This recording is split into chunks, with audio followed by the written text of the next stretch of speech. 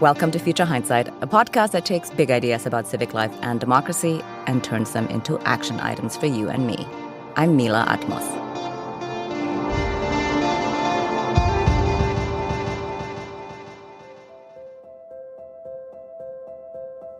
American democracy resides in the states. This sounds obvious, but the battle for state legislatures was a seemingly low priority for national Democrats for a long time. No longer. It appears to finally be dawning on folks that the battle for our democracy has to be fought at the state level, not just by voting for your preferred candidate for president once every 4 years.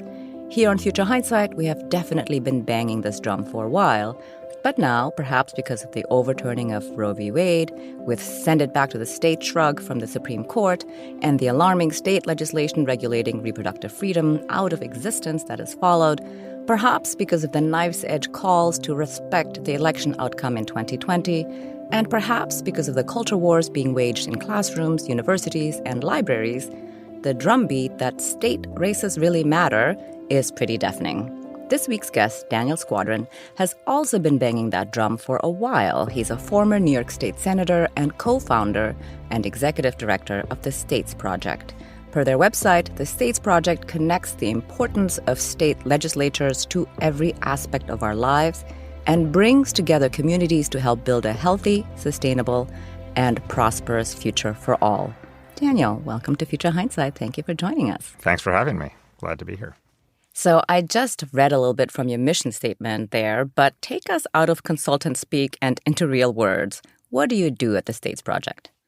Well, I'd start with what are we obsessed with at the States Project, and it is state legislatures. We believe deeply that state legislatures are the most important policymaking engines in the country, and they've been left for the last 50 years to the worst forces in the country.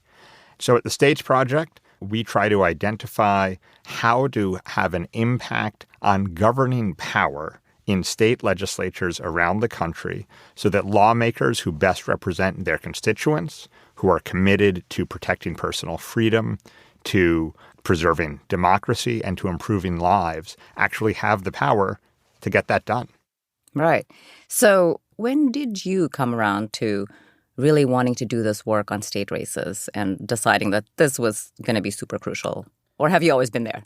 Well, no. If you'd told me the day I started my career that I would be working on state legislatures 20 years later, I would probably say, where did I go wrong? I came to this. I started my career working in politics at the New York City level, worked for Senate Majority Leader Chuck Schumer. I actually co-authored his book. And then I ran for New York State Senate way back in 2008 in a Democratic primary against a 30-year incumbent. And people said, why would you want to do this? It's such a terrible place. And I said, exactly. Even 15 years ago, looking at New York State and our government, the legislature was clearly broken.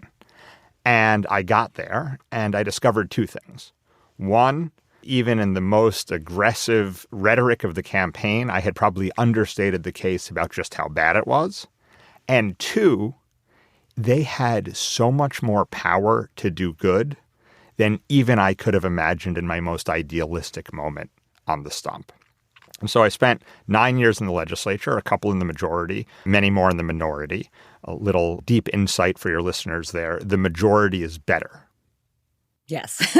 But we'll come back to that because Yes. It's a really important point, because really thinking about not just who's in office, but how much power they have to govern is something that it's really important for people to do, I think, more than sometimes we think about in the public conversation.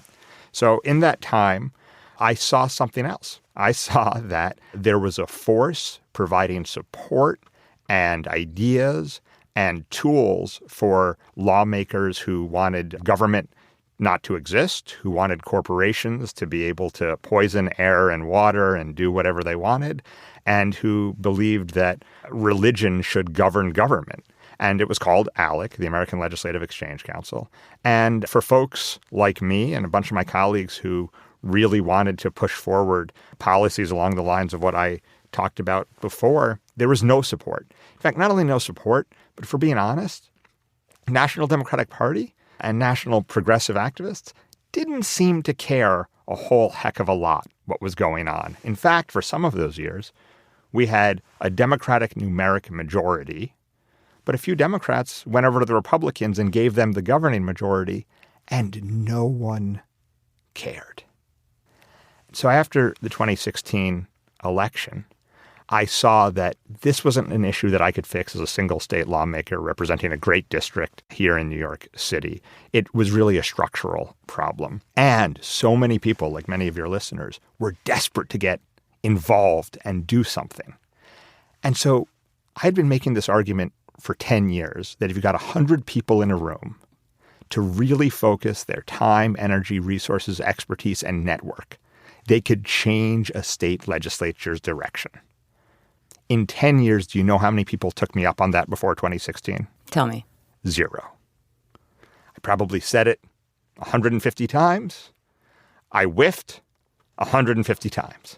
Right. But then after the 2016 election, with people so focused on this, suddenly people started taking me up on it. I went to an event in my district and made the same speech I'd made 150 times, and a couple of authors of young adult novels came up to me after and said, "We'll do this." I said, yeah, I'm sure you will. And then lo and behold, They did it. They did it. And it was incredibly powerful to see. And then some other constituents. So I got very excited about this. I met through the course of that year Adam Pritzker, who himself was looking to really engage in politics in a way that was different and innovative. And we got together, and I left office in August of 2017 to start this, basically based on the idea that because we were in a moment when people were actually willing to focus on this and get involved, because state legislatures were so important, because Democrats and progressives had done so little, this was a moment that we could change that. And that was the idea. I love it. Well, I remember when people were trying to unseat these IDC reps, the Democrats who were caucusing with Republicans in the state of New York, there was a lot of talk about, among women especially, about how much power they had to change, for example, reproductive rights in New York State. And there was so much energy there in a way that I had not seen before. It was the kind of thing where, as an adult in New York, to your point, people weren't paying attention. And I didn't even know. I was like, oh, who are these people and what are they doing and why are they doing that? So one thing I want to know here for the listener, what do you wish more folks understood about running and winning state races? What's different about them? Well, I'd say two things, and one is the one we've been talking about. They are so important. Think of any issue you care about, any reason you would be listening to this show. Unless it's foreign policy, over the last decade, state legislatures have made more progress or done more damage on that issue than Congress. Guaranteed. You can email us if you disagree. No, we agree. The second is tiny levels of new engagement make a seismic difference. In state legislative races, people are not observers to the outcome. Just this past November, we had historic wins in state legislatures, historic partially because generally Democrats have underperformed at that level. It looks like we overperformed. The entire chamber in both houses in Michigan, in the Minnesota Senate, in the Pennsylvania House, flipped literally a couple of hundred votes in each of those cases, and the majority wouldn't have flipped. Tiny numbers of votes make a huge difference. The candidate themselves meeting voters can make a huge difference because they can meet a much higher percentage of all the voters. And a really small amount of money compared to national politics can change whether a campaign exists or is basically silent. Well, you mentioned just now about the majorities in Michigan, and I think also Minnesota, right? Also became a trifecta. Tell us about governing from the majority, because you mentioned that earlier, and I feel like this is a good time to talk about why that matters. Well, let's look at what's happened even just as the sessions get started. It's a 2-year session. New majorities always, like new executives, always need a little time to get their sea legs. In Minnesota, we've already seen them protect abortion and reproductive rights, enact a climate action plan, with the goal of requiring utilities to be powered by clean energy by 2040, one of the best in the country. In Michigan, they've expanded the earned income tax credit for working families who need the cash. They've cut taxes for retirees as well. And they funded apprenticeship programs so that there are more paths to folks being able to earn a living and take care of their family coming out of high school or as they're shifting careers. And that's just in the first couple of weeks. Now, let's ask, well, is that because there's a couple of individually inspiring elected officials in there who convinced everyone with an amazing Aaron Sorkin-esque speech on the floor of the chamber? No. There are some really inspiring elected officials in every one of those chambers and around the country.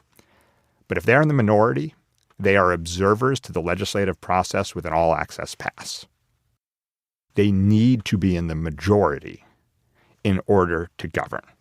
And that's the thing that we need to focus on a whole lot more than we do. Right. So what states do you work in?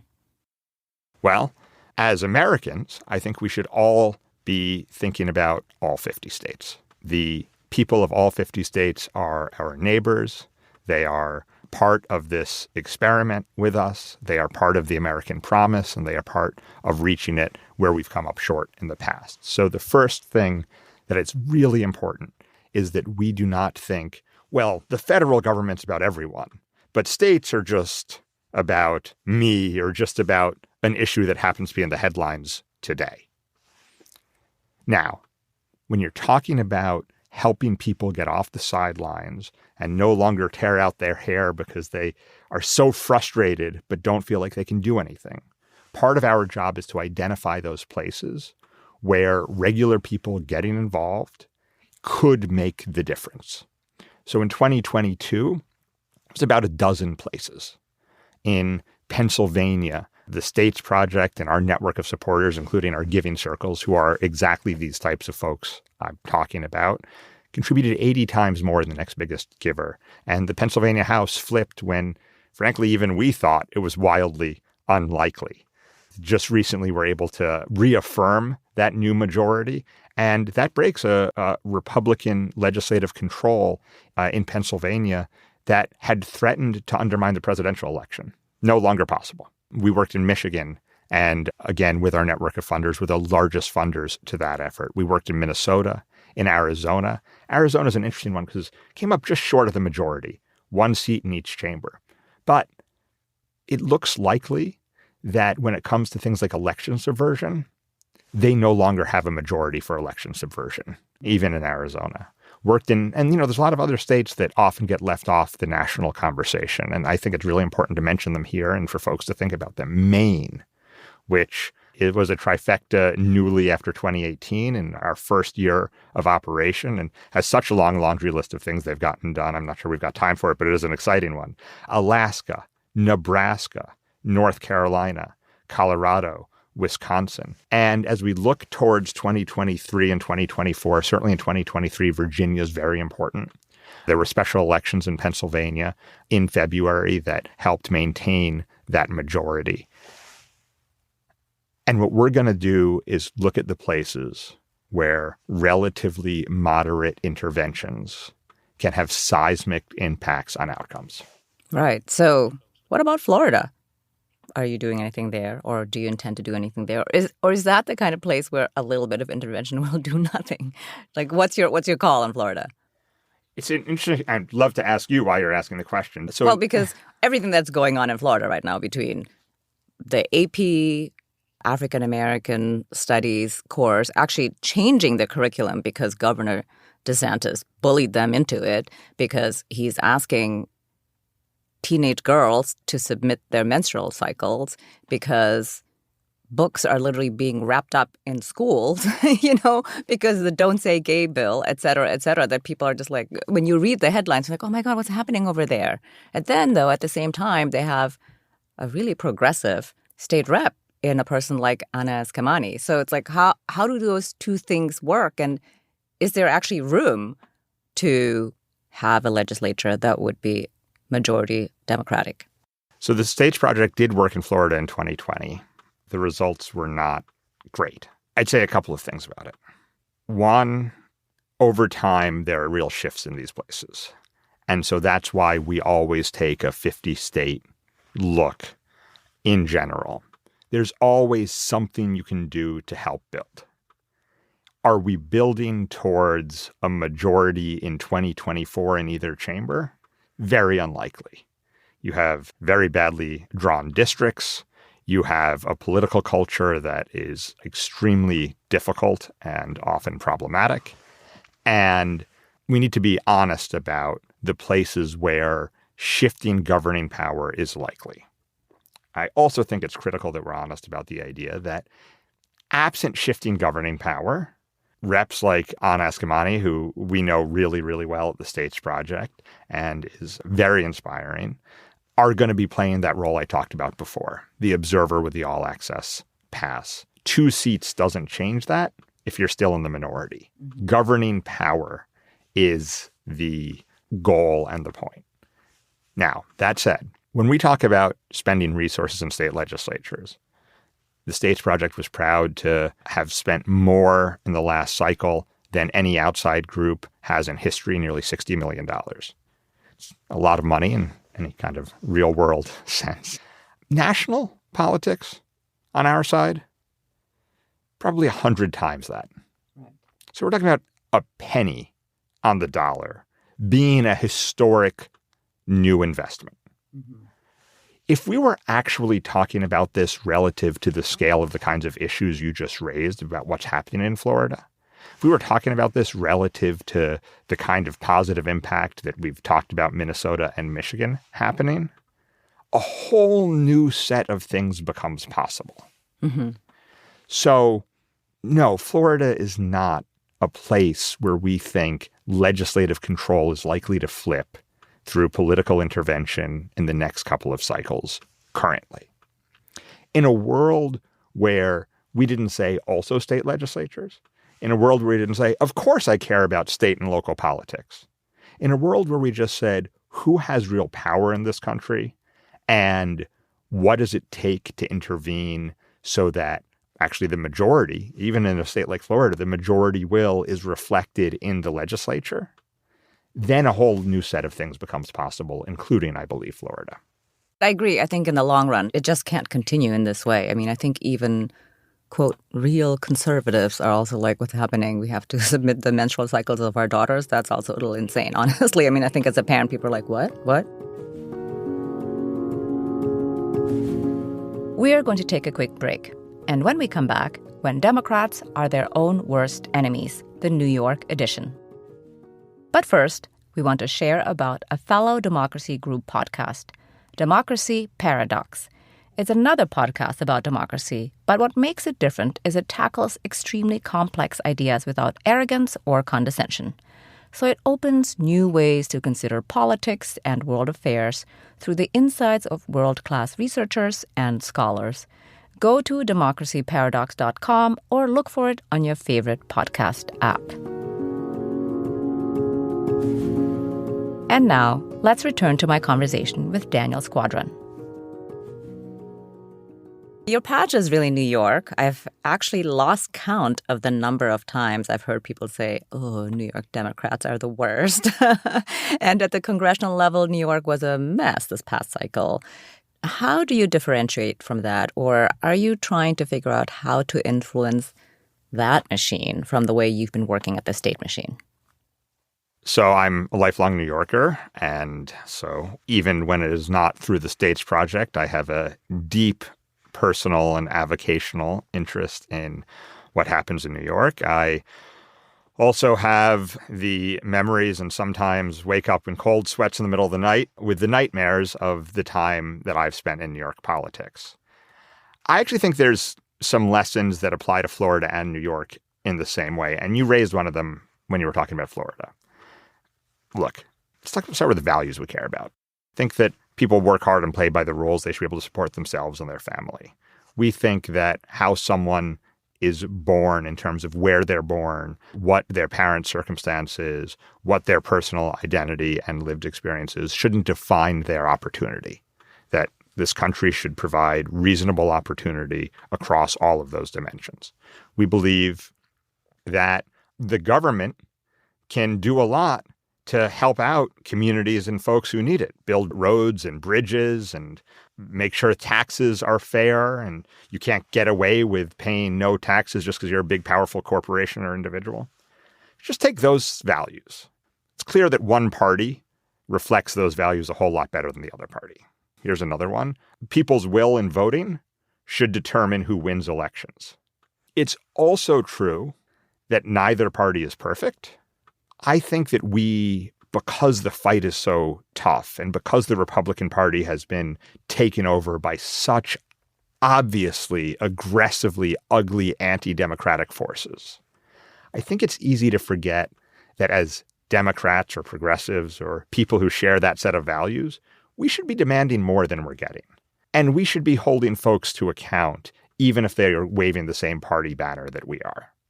By the way, I think a lot of Republican voters and even some Republican elected officials who share those same values I described, or maybe they don't believe in government as a potential force for good in the way I do, but they do believe in the will of the people and in the right to privacy and in some other things. In fact, we've seen that in Alaska. One reason the States Project has worked in Alaska the last few years is you've actually had a bipartisan coalition where a group of Republicans and Democrats came together and said to the extremists who don't believe in democracy, said to the extremists who don't believe that anyone other than the biggest corporation should have a say, you're out of power. And there's something there to take as a lesson in a place like Florida. At what point are Republican elected officials going to actually start meeting their voters where they are and say that these kinds of incursions into people's most private lives, the things that government should protect individuals from having laws about, when are they going to stand up and say that's more important than party? Or in a state like New York, how can we not act because it's basically a one-party state in terms of who's in power right now? Not like a monopoly, but like a real marketplace of ideas and ideologies that sort of pushes for the best ones to come up. That's a bigger challenge in a lot of ways, but that's sometimes the way that I think about it, whether in a state that's trending red like Florida or in a state that hopefully stays blue like New York, but could certainly do a whole lot better than it is. Yeah, I like that, what you're saying there about how just because we are, quote, all Democrats, we aren't, of course, but, that we should be demanding more and demand better governance, actually delivering for the people in the way that you described earlier in places like Michigan and Minnesota. So speaking of extremists, the Supreme Court heard a pretty worrying case this term, Moore v. Harper, which is based in this independent state legislature theory. I saw your op-ed in Newsweek soon after the case was argued. Can you talk about what worries you about that case and what everyday people should maybe keep in mind about it? So we're here in heated agreement about the importance of state legislatures. And we haven't even talked about one of the powers of state legislatures that the Supreme Court might create that would blow people's minds, even who already get this, even who already understand that, as you say, Dobbs was the Supreme Court shrugging its shoulders and saying, go to the states and these other things. Moore v. Harper is a case that is undergirded by something called the independent state legislature doctrine or theory. This is essentially the idea that has been bouncing around in far, far, far right Republican, conservative, intellectual legal circles, but has never seen the light of day in a reasonable, broader context, that state legislatures have a unique power when it comes to federal elections. State legislatures, not state governments. So state legislatures without the state court, without the state constitution, without the governor. State legislatures. Now, the reason I say that 3 to 13 times, how long we go here, is because it's really hard to even get one's mind around that idea. People say, well, but Katie Hobbs is the governor in Arizona. No. State legislatures. You say, oh, but the Supreme Court in North Carolina, at least historically, was somewhat reasonable. Say, no. State legislatures. So Moore v. Harper is a case that on its face is about legislative district maps in North Carolina and what the state Supreme Court there did. But at its core, it's about the idea that state legislatures could potentially be given the power to step in on any federal election, including the presidential election, and say, this is ours to decide. Before, during, or after the vote. Now, this is important to understand because sometimes people say, well, they actually couldn't come in and swap in their own set of electors. Well, could they? Let's look at Florida again in 2000. In fact, a lot of this is based on what Chief Justice Rehnquist at the time wrote. He both said that state legislatures had a plenary or absolute power, but he also started talking about the fact that because the outcome was in dispute, this had to be determined before it was too late for the state to send their electors. So it would actually probably be difficult in an election that was run smoothly, where no one claimed fraud, where no one tried to undermine confidence in the election afterwards, where no one filed frivolous lawsuits, for a state legislature to step in and steal presidential electors. A lot of ifs there, though. Right. Do we know anyone in American politics who's claiming fraud? Do we know anyone in American politics who's refusing to accept a legitimate and obvious outcome? Do we know anyone who's filing frivolous lawsuits? All of this election subversion that looks sort of absurd on its face and is scary but also ridiculous starts to come together as part of a logical strategy by the other side. Undermine confidence in the election. Get election administrators who refuse to certify. Hard for election administrators to steal an election. That's not a new idea, and there's a number of safeguards on that. But they can certainly sow chaos and delays. Get state courts or federal courts who are extremists, who are willing to, even if it would be overturned at a higher level, delay. And what you do is you add up to a scenario where if state legislatures are given this power by the Supreme Court in the Moore v. Harper case, they're just, quote unquote, forced to step in so that the electors get sent to someone. This is the stakes in that case.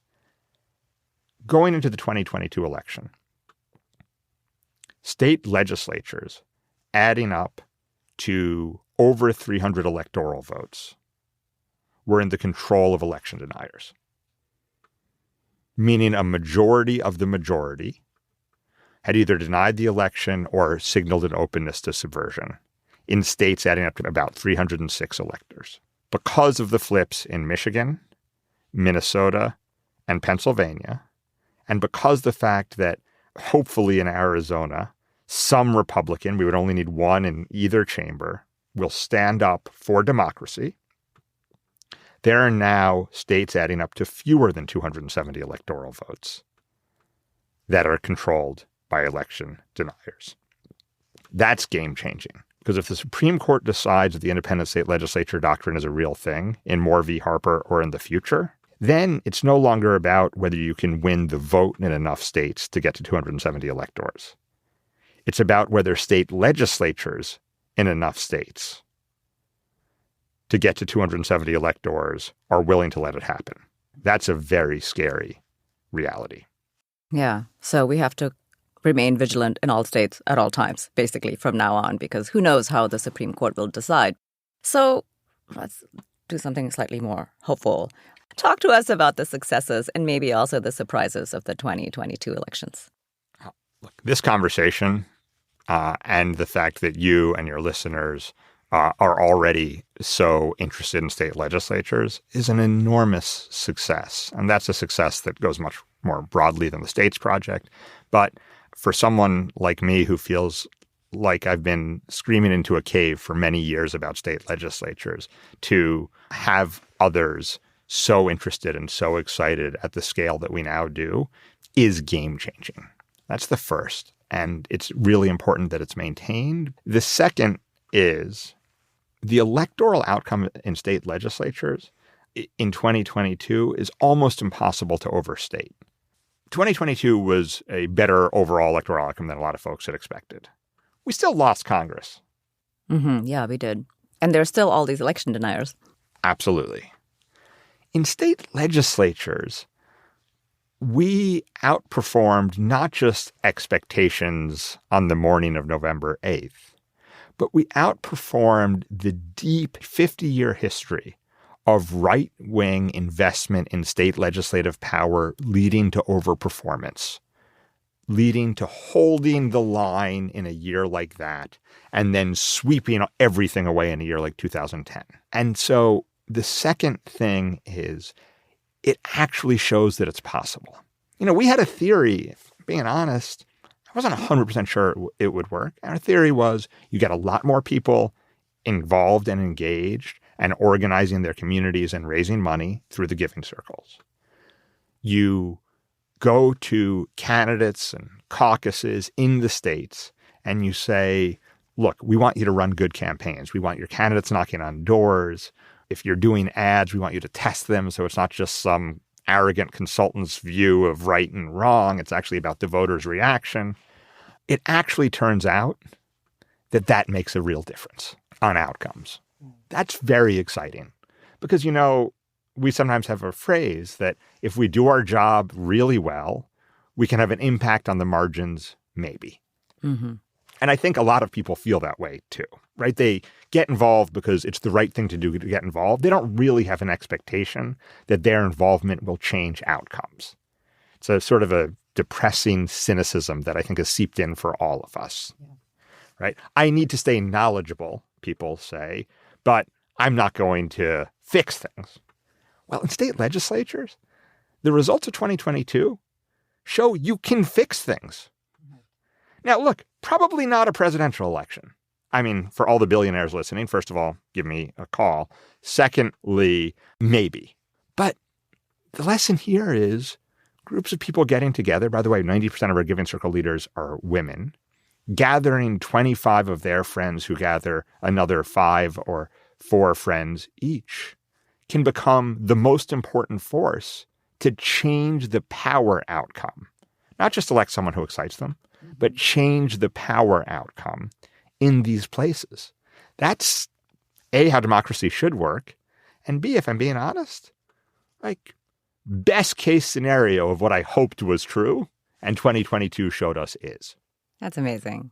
So, well, as is the way of American politics, we stagger out of one election cycle right into another one. What do you anticipate for 2024? What's on the docket in the near term? I note this is not the "what are you hopeful about" question, so I will I will not dig too deep for that. I'll give you the worried version. Okay. So a few things.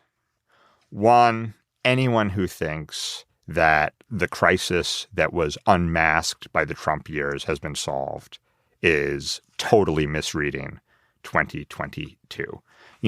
We talk a lot about the fact that there does seem to be that there's a 51, 52% majority for our side at the ballot box. And yet they have so much power. They control Congress. They control the Supreme Court. They've controlled all these state legislatures historically. That's a problem of democracy. There's a second problem, too. Look at the vision that we have, talked about earlier. Look at the vision they have. We are only getting 52% of the ballot box. That's a crisis of its own. And I think we sometimes forget that. The unfairness of the 52-48 situation and power is real. It's not as it should be. But a 52-48 reality, when you look at these visions, is in some ways more worrying. So as I look ahead to 2024, one of my worries is that we don't continue to understand that fact. We need to do a much better job of having a vision that really connects across the country, that really connects in different regions, different economic levels and education levels.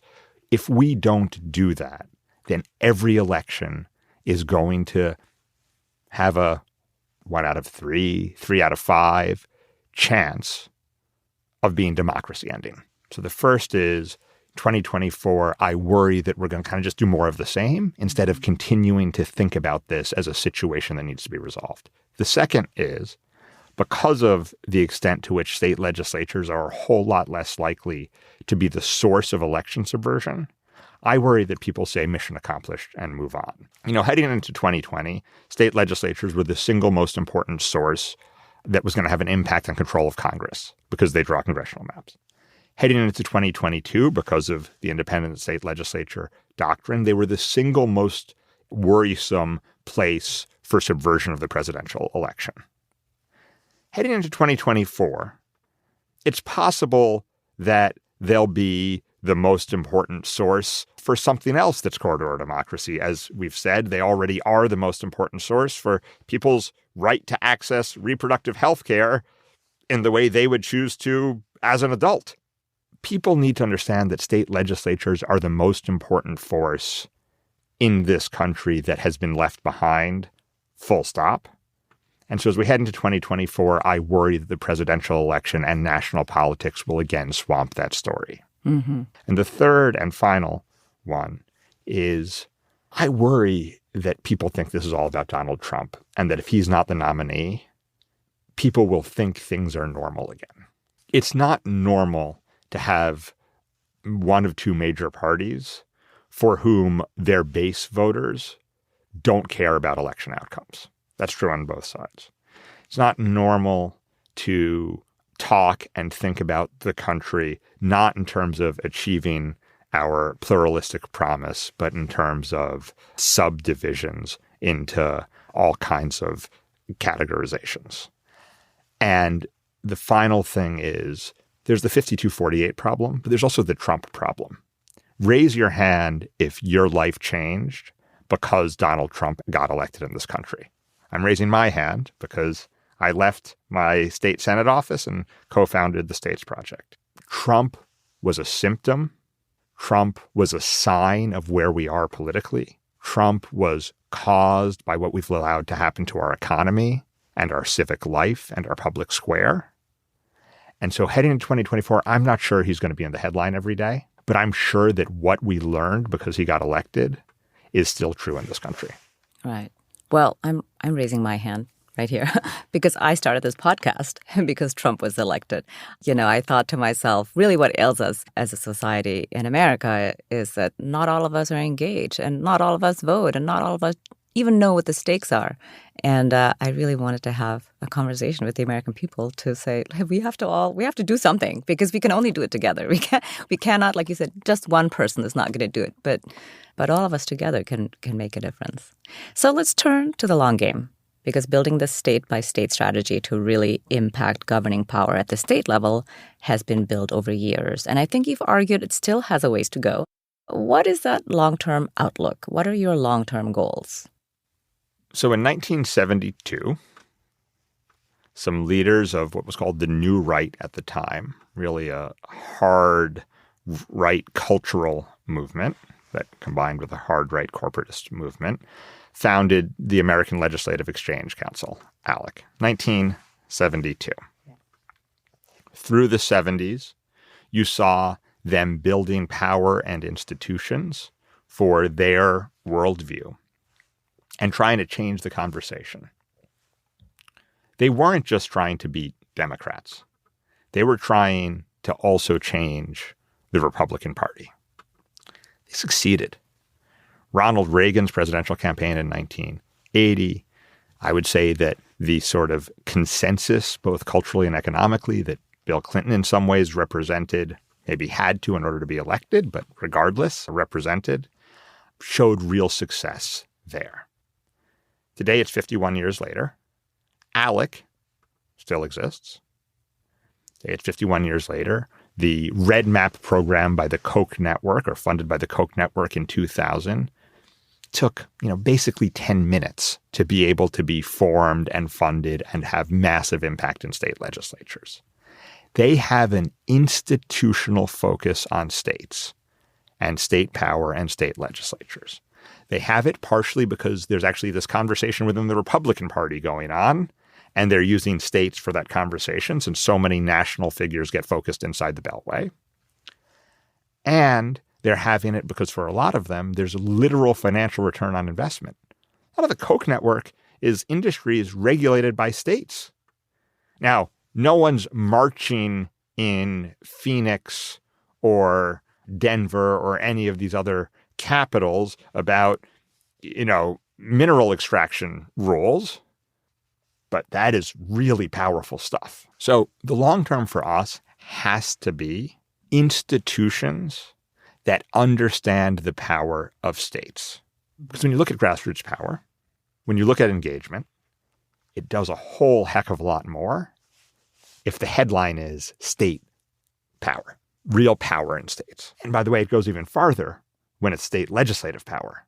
Governor's races are hard, super hard. Yes, we've seen that. Congressional races in states are wildly expensive, like wildly expensive. So I think we need institutions that understand and think about power in states. And the reason it's going to be hard is it has to be built on a set of principles and goals that don't have the kind of self-interest that we've seen on the right. It has to be about a worldview and a vision for the country, and folks have to do it. You know, some people are involved in politics because they get really excited in something that comes across their social media feed. Some people are excited in politics because, you know, they want to meet a big political celebrity or be friends with them. Some people are involved in politics because they have some interest professionally, and politics or government can have an impact on it. On those three measures, the right wing or federal politics is going to clean the clock of state legislative politics for us every time. We need people involved in building these institutions for the purpose of the worldview and the values and the vision. And it has to be durable, cycle to cycle, year to year, and focused. So, well, what are two things everyday people can do to build governing power at the state level? This is an amazing thing. First of all, like, you can actually do it. You can be one of the most important forces. You ever think about the power of some individual in the Koch network? That's you if you're choosing state legislatures. When you gave Beto O'Rourke a contribution on your phone so that you could get to bed in September, you were giving some amount of money around the almost $60 million he raised. Mm-hmm. $60 million was a uniquely historic spending level across a dozen states. Right, yes. So the first thing... You can spend smaller dollars much more effectively. First thing you can do is take responsibility for your doom-scrolling contributions. Okay. Make them strategically. You are a strategic player in politics. Your responsibility goes beyond voting.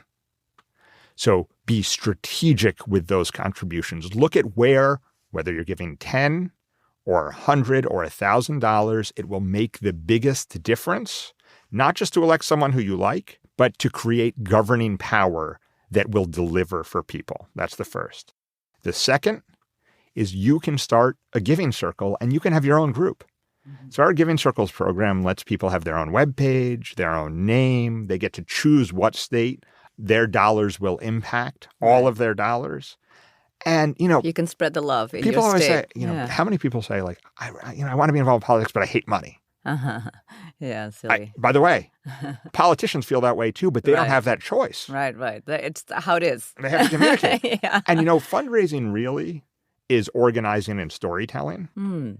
It's organizing and storytelling with a really concrete impact that has 100-to-1 impact at the state legislative level versus federal. So the second thing is you can actually start your own group. We'll take care of all of the components that make it really difficult, the research, the compliance, a lot of the tools and the facts.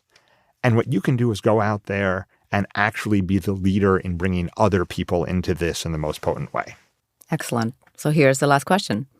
Looking into the future, what makes you hopeful?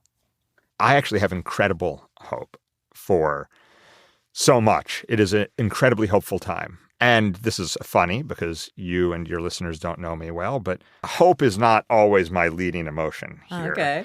But there's just so much in this moment to be hopeful about. People are still involved, even though Trump isn't president. That seemed really difficult. People get it about state legislatures, not in a transactional way and not in a just redistricting way, but in the big picture of what it means. It's actually possible 1,000 people, 10,000 people, certainly fewer than 100,000 out of 300 million Americans, to fundamentally build this kind of power structure across every state in the country. The fact that we are this close to doing this is amazing. And I have to tell you, I'm actually really hopeful for America. You look at the principles and the foundations and the ideas behind it. You look at the words in the Declaration of Independence, that's a pretty good promise. Mm-hmm. It's a promise we haven't kept always, goodness knows, in awful ways. But having a promise and the goal being just keeping it, that's pretty hopeful. So I believe that the possibility that in 2030 we're going to be sitting here and saying we are in an era of renewed opportunity and government effectiveness and responsiveness and a delivery of the American promise greater than we've ever done in our 225-year history is more likely than not. There's a lot of hope in that. There's a lot of hope in that. I'm hopeful for that, too. I'm going to, in 2030, check in with you again. I'd love to be here. Thank you so much for joining us. It was really a pleasure to have you on. Thank you so much. Daniel Squadron is a former New York State Senator and co-founder and executive director of the States Project.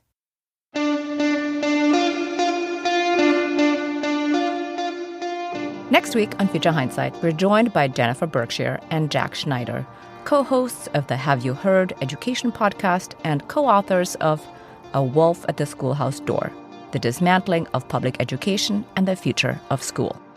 There's been an ideological push for more than half a century to pull apart the nation's public schools. And the coalition that supports this idea of unmaking public education, a coalition of libertarians, evangelical Christians, social extremists, people with extreme views about race or gender, that coalition has seized this moment. And particularly in the wake of the pandemic, right, in the wake of Donald Trump's presidency, in a time of deep polarization, they are seizing the opportunity to do all sorts of things that really get at this one aim, which is unmaking public schools. That's next time on Future Hindsight. Have you checked us out on Instagram yet? We've got a bunch more tips to help you build your civic action toolkit. Follow us on Instagram at Future Hindsight Pod to get special updates, episode clips, and everything in between. This episode was produced by Zach Travis and Sarah Birmingham. Until next time, stay engaged.